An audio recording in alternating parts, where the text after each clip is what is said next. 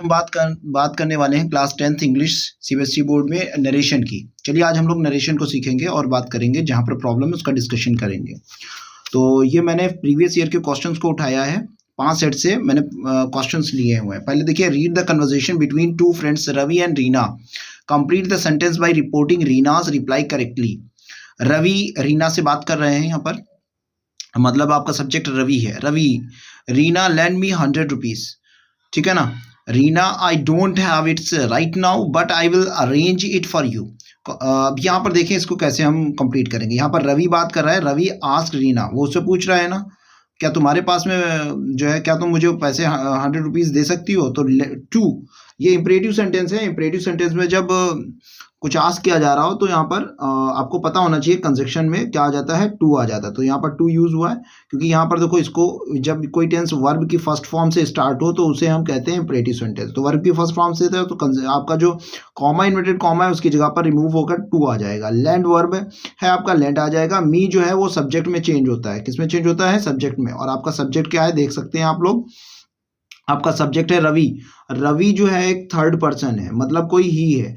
तो ही के हिसाब से यहाँ मी जो है वो ऑब्जेक्ट है, तो क्या हो जाएगा, हिम हो जाएगा। तो यहाँ पर देख रहे हैं हिम 100 रुपीज।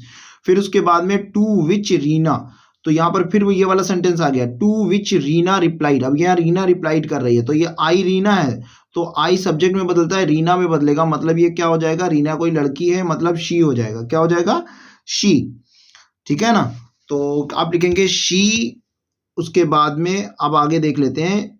यहां पर देखो आपको दिया गया है डोंट, तो डोंट का क्या हो जाएगा, डिड नॉट। क्या हो जाएगा? She did not. आप यहां पर क्या लिखेंगे, she did not have it right now की जगह हो जाएगा राइट देन। ये जो जो चीजें आपको चेंज करनी है वहां पर ध्यान दीजिए। देखो डोंट का क्या कर देना है, डिड कर देना है। क्या कर देना है? डिड कर देना। उन पॉइंट्स को ध्यान रखना कि हमें चेंज क्या करना है। तो आप याद रखिए, ये डोंट चेंज होगा, ये आई चेंज होगा, रीना में मतलब शी हो जाएगा, ये डोंट का हो जाएगा डिड, और सब कुछ वही रहेगा। कॉमा कॉमा रिमूव हो जाएगा, कॉमा कॉमा रिमूव हो ही गया है, उसकी जगह दैट आ गया है। राइट नाउ की जगह राइट देन हो जाएगा, ये नाउ चेंज होगा देन हो जाएगा, बट वैसे ही रहेगा। आई जो चेंज होगा फिर वो शी में हो जाएगा, विल का वुड हो जाएगा। Arrange it for you, you object में चेंज होता है। तो रीना किससे बात कर रही है? रवि से। रवि लड़का है, तो यू का हिम हो जाएगा। क्या हो जाएगा? Him. This is a very easy concept. शायद आप लोग समझ रहे होंगे, नहीं समझ रहे हैं तो 4-5 इतने हम लोग कर लेंगे कि इतनी देर में आपको समझ में आ जाएगा। चलिए नेक्स्ट देखते हैं, और नहीं समझ में आए तो आप कमेंट भी कर सकते हैं। चलिए नेक्स्ट को हम लोग देखते हैं, और नेक्स्ट हमारा क्वेश्चन फिर है। देखिए ये सब प्रीवियस ईयर के हैं जो आपसे हम डिस्कशन कर रहे हैं। देखिए कॉबलर कह रहा है, does this shoe hurt when you walk. क्या ये शूज, अब ये क्वेश्चन पूछ रहा है। जब कभी भी क्वेश्चन पूछे तो याद रखिएगा, जो आपका रिपोर्टिंग वर्ब है वो आस्क्ड या इंक्वायर्ड हो जाता है। तो आप ये देखिए, तो अब यहाँ पर देखो, cobbler was trying to find whether. Whether, if या वेदर का यूज करते हैं जब हेल्पिंग वर्ब से चालू हो, स्टार्ट हो। देखो ये यहाँ पर जो कंजक्शन कॉमा इनटू कॉमा के जगह पर इफ और वेदर आता, तो यहाँ वेदर आ गया, तो इफ की कोई नीड नहीं है। डज नहीं आएगा, सब्जेक्ट आएगा। तो सब्जेक्ट दिस शूज है, आपको पता होना चाहिए। और ये बात किससे कर रहा है? कॉबलर। कॉबलर बात कर रहा है रोहित से, तो भाई यहाँ रोहित आ गया।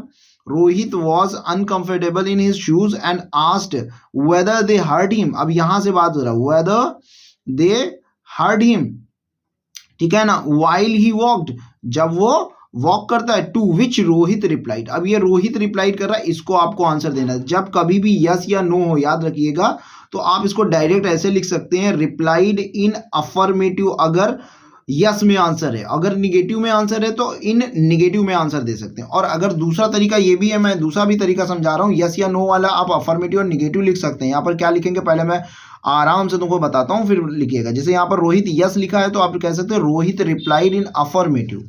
इतने में आपका आंसर हो जाएगा, रोहित रिप्लाइड इन अफर्मेटिव। या इसको एक और तरीके से आप बना सकते हैं, Rohit replied in affirmation and said.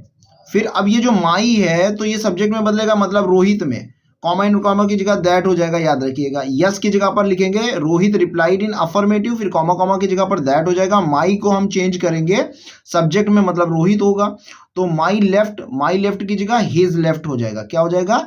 His left shoe pinches. Present tense है, देखो ईएस लगा वर्ब की फर्स्ट फॉर्म के साथ में, ये पिंचेस का पास्ट में बदलोगे ईडी लग जाएगा, पिंच्ड। माई सब्जेक्ट रोहित में बदलेगा, तो मतलब हिज टोज हो जाएगा। तो आपका सिंगल सिंपल वे में आप आंसर क्या लिख सकते हैं, रोहित रिप्लाइड, यहां पर हो जाएगा रोहित रिप्लाइड इन अफर्मेशन या अफर्मेटिव एंड सेड, ठीक है ना, and said that this his left shoe pinched his toe. अब ये पिंच वर्ब की फर्स्ट फॉर्म है, यहाँ पिंच्ड हो जाएगा। जो जो चीजें आपको ध्यान देनी है उन पर कॉन्सेप्ट करिए, बस ये बहुत इजी टास्क है। यस हो तो अफर्मेटिव लिखना है या इन अफर्मेटिव, ठीक है ना, कॉमा कॉमा के लिए दैट आ जाएगा, क्योंकि ये जो है ये आपका जो रिपोर्टिंग स्पीच है वो कौन सा है, असर्टिव सेंटेंस वाला है।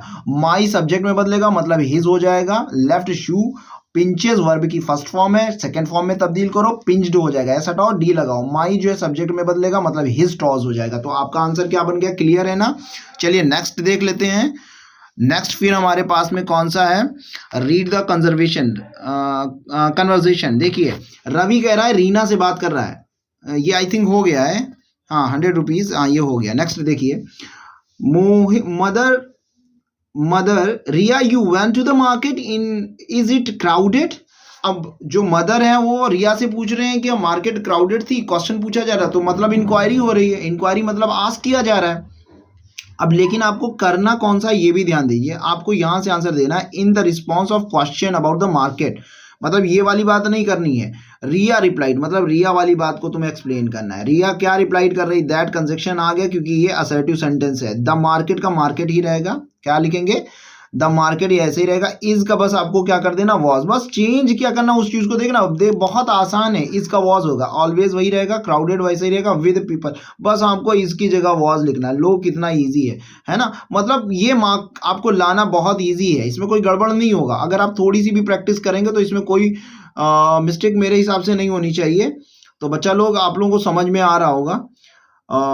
मैं आपके एग्जाम के लिए भाई बेस्ट विशेस दे रहा हूं, और मेरे हिसाब से थोड़ी सी मेहनत करने की जरूरत है, और कोई भी चीज जो है डिफिकल्ट नहीं है। अब देखिए क्वेश्चन नंबर नेक्स्ट देख लेते हैं। Alok, why did you get into the fight with Manu. यहाँ पर भी क्वेश्चन हो रही है, इंक्वायरी की बात हो रही है बेटा, आस्क्ड हो जाएगा। आलोक आस्क, अभी हमें आंसर किसका रिप्लाई करना है इसको भी देख लेते हैं। आलोक इंक्वायर्ड, देखो मैंने क्या कहा था, इंक्वायर्ड की बात हुई ना, इंक्वायर्ड मोहित, मोहित से इंक्वायर हो रहा है भाई, बात मोहित से कर रहा है। वाई जब कंजक्शन खुद क्वेश्चन वर्ड हो तो आप कंजक्शन वही यूज करेंगे। Why did you get into a fight with Manu, Manu से क्यों लड़ाई की भाई, वो कह रहा है वाई ही हैड गॉट, आपको पता ना डिड जो है हैड में चेंज होगा, याद रखिएगा। Got in the fight with Manu, Manu से क्यों लड़ाई हुई। अब तुमको रिप्लाई कौन सा आंसर देना है, मोहित, अच्छा मोहित से बात हो रही है, मनु नहीं है, अच्छा मनु की बात हो रही थी वहां पर, अब यहाँ पर मोहित से बात हो रही है। तो मोहित ने रिप्लाई किया बेटा मनु का तो थर्ड पर्सन है, उसमें कोई चेंजेस नहीं होगी, थर्ड पर्सन का थर्ड पर्सन ही रहेगा, मनु ही रहेगा। मेड जो वर्ब की सेकंड फॉर्म है, याद रखना जब वर्ब की सेकंड फॉर्म आए तो आपको हैड और वर्ब की थर्ड फॉर्म रखना है, हैड और वर्ब की थर्ड फॉर्म रख देना। तो यहाँ पर आंसर में तुम आपका जो हो जाएगा Manu had made, made verb की सेकंड फॉर्म भी है थर्ड भी है, तो क्या हो जाएगा यहाँ हैड आ जाएगा। तो Manu had made some offensive allegation, this is a very easy task. देखो कितनी आसानी से आंसर हो गया, बस आपको यहाँ पर लिखना है मोहित रिप्लाइड दैट, आपका आंसर हो गया Mohit replied that Manu had made some offensive allegation. तो इसी के साथ में आई थिंक आप लोगों को समझ में आ गया होगा, this is a very easy task. अगर कोई प्रॉब्लम रहती है आप कमेंट कर सकते हैं। सो इसी के साथ में मैं दूसरी वीडियो लेकर आऊंगा। Best of luck for your examination, bye bye.